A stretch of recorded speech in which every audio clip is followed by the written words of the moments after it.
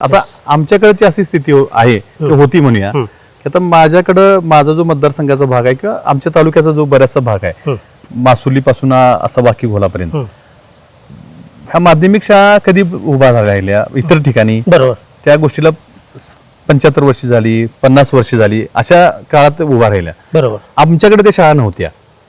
आमच्याकडे शाळा कधी झाल्या 30 वर्षात झाल्या 25 वर्षात झाल्या त्यामुळे काय व्हायचं की 7वी पर्यंत मुलं शिकलीत जिल्हा परिषद शाळेत बरोबर 8वी जवळपास नाहीच आहे मग काय व्हायचं की मुलांना थोडं 10 पैकी 4 मुलं 2 मुलं शिकायला बाहेर पाठवायची ज्यांची परिस्थिती त्यांची बरोबर बाकीच्या मुलांनी मग काहीतरी जनावर सांभाळायची मुलींचं कमी वयात लग्न करायचं कारण मुली घरात ज्या 13, 14, 15 वर्षाच्या मुली त्या मग पालकांना काय वाटायचं की बाबा उद्या काही चुकीचं होण्यापेक्षा ते लग्न सुरक्षिततेच्या दृष्टीने ते चिंतित होते. मग त्याचे परिणाम असे व्हायचे की आमच्याकडे कुपोषित मुलांचं प्रमाण सुद्धा वाढायचं अरे बापरे लवकर लग्न झाल्यामुळं लवकर डिलिव्हरी झाल्यामुळे बरोबर आहे. ते सुद्धा प्रमाण त्यांची नीट वाढच झालेली नाहीये आता काय बदल झाला ह्यात की गेल्या 25-30 वर्षापूर्वी ज्या काही शाळा सुरू झाल्या